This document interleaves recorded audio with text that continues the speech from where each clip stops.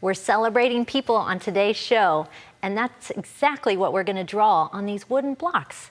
This is actually a doll. It's called a Kokeshi doll, and they're native to Japan.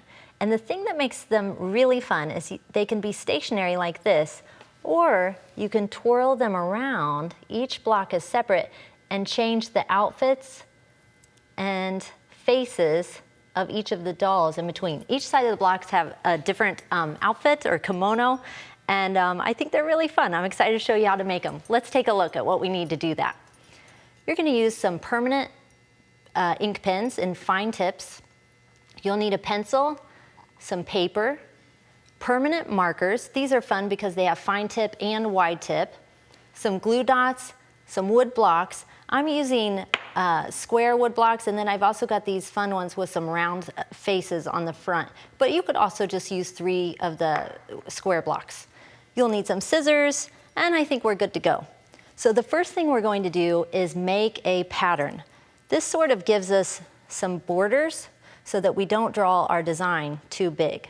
So I'm gonna line my blocks up right on the edge of the paper and trace around them. And then I'm gonna take away 1 block and draw the second line. Now I know exactly how much space I have to work, and we're gonna draw the kimono shape. So to do that, you're gonna kind of just draw almost like an oval. So you're gonna come up from the bottom, and this is, let's just pretend this is where her face is gonna be. Then you'll go down and make it a symmetrical shape.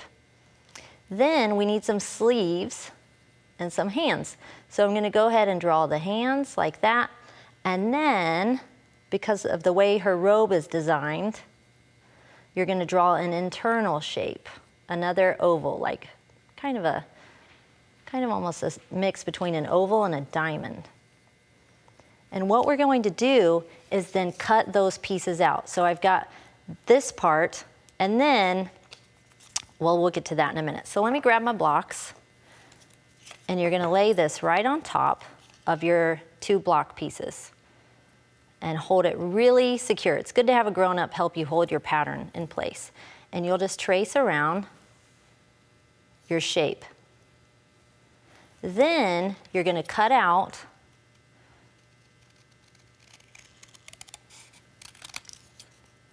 the outer robe. And you have the inside part now. And you'll trace around that as well.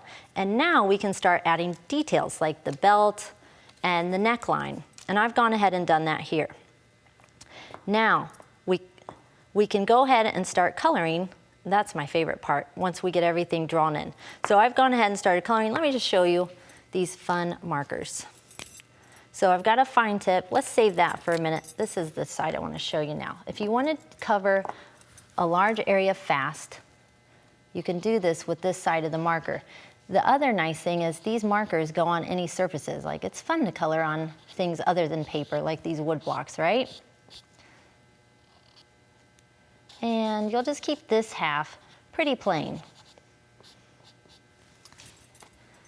And we're gonna add a little bit of, well, we're gonna finish the top part next too.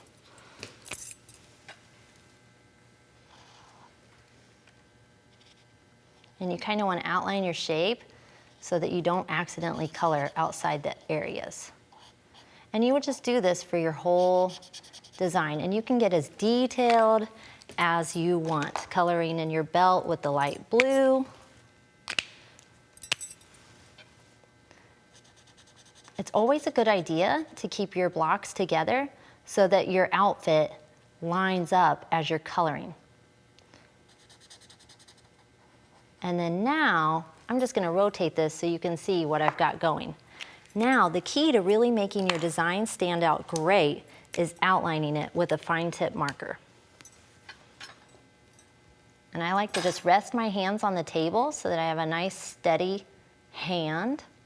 And you're just gonna outline all of those little details. Come down here, get your cherry blossoms. And you'll be able to find the patterns for these on the website, so you can make your own.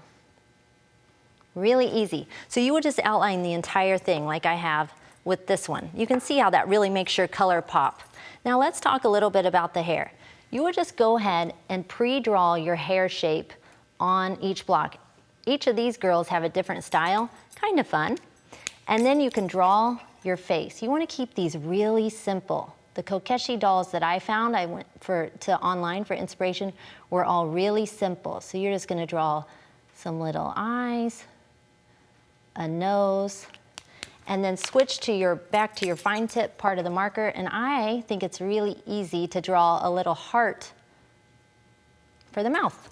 And then for a finishing touch, you can use a glue dot to attach a little cherry blossom flower to the top of her hair, just as a little extra embellishment. Let's take a look at the finished one, and you can see just the different style and look of this fun Kokeshi doll.